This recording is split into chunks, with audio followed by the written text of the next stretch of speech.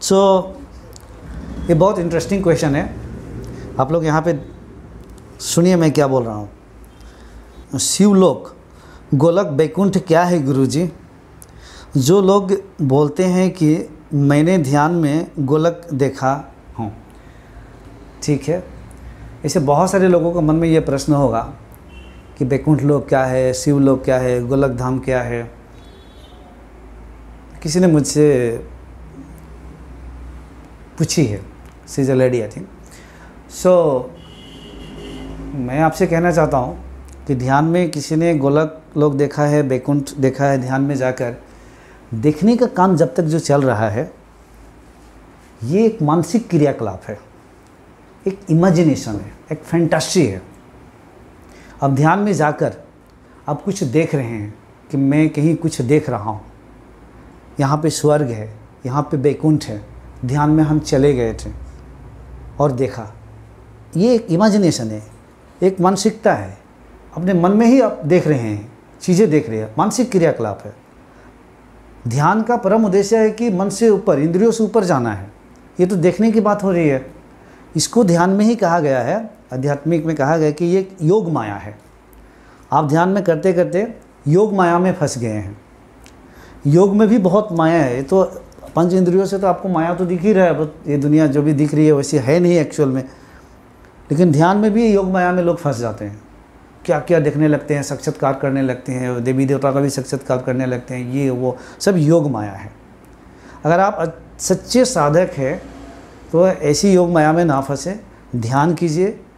ध्यान करते करते एक दिन आपको समाधि लगेगी। जब पूरे सेल्फ रियलाइज़ होंगे, वो अनुभव की बात होगी, देखने की बात नहीं होती है, अनुभव की बात होती है। यही साक्षात्कार, हम जब वर्ड बोलते हैं साक्षात्कार, आत्मा के साक्षात्कार, यहाँ पे भी गलती नहीं समझना है कि आत्मा के कोई साक्षात्कार, आत्मा कहीं अलग से आता है, हम उसकी साक्षात्कार करते हैं। परमात्मा कोई आता है और हम परमात्मा की साक्षात्कार करते हैं। It's not like that. शब्द कह रहा है साक्षात्कार, लेकिन हम बस अनुभव करते हैं। वहाँ पहुँच जाते हैं कि बिल्कुल शरीर की जो अटैचमेंट है या प्रकृति के साथ जो अटैचमेंट था, बिल्कुल उसके ऊपर चले जाते हैं, बिल्कुल अनंत। उसी को हम परमात्मा कहते हैं। तो वहाँ पे आपको पहुँचना है, क्योंकि सिर्फ वहीं पे पहुँचने से आपको परम शांति मिलने वाली है और कहीं नहीं। कोई भी आध्यात्मिक कार्यक्रम में अगर किसी ने कह रहा है कि मुझे परम शांति मिल गई है, उसको मिला नहीं। आप उसकी ज़िंदगी को जाकर देखें, आप अध्ययन कीजिए। या तो अपने आप को बेवकूफ़ बना रहा है या तो लोगों को बेवकूफ़ बना रहा है। हो ही नहीं सकता है। शांति के सागर में तो पहुंचा ही नहीं है, तो कैसे हो सकता है? अभी मानसिकता में ही फंसा हुआ है। तो ये सब जो है योग माया है। ऐसे देखने वाले लोगों को कभी भी सत्य की उपलब्धि नहीं हुई है, शांति भी नहीं मिली है। और ये तो सुन सुनकर श्रीमद् भागवतम की कहानी सुन सुनकर एक मन में घुस गया है कि ऐसा मतलब कोई शिवलोक है, कोई गोलक धाम है, वैकुंठ लोक है।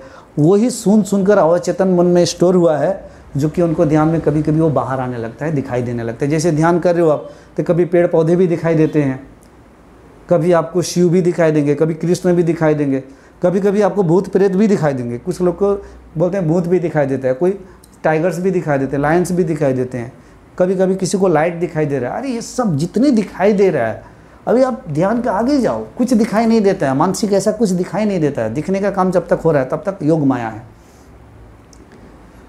तो आप लोग कृपया ऐसी चीज़ों में ना फंसे।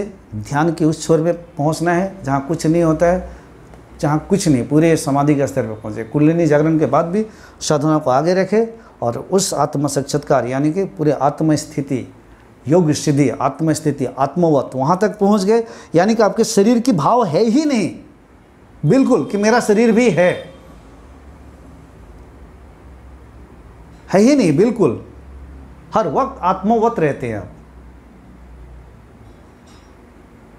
कोई भाव नहीं है वहाँ पे। इसीलिए वो निडर हो जाता है। शरीर कोई मार भी दे, गाड़ भी दे, जला भी दे, क्या फ़र्क पड़ने वाला है। लेकिन जब वो देखता है शरीर को, तो एक यंत्र के हिसाब से देखता है कि ये एक यंत्र है, बस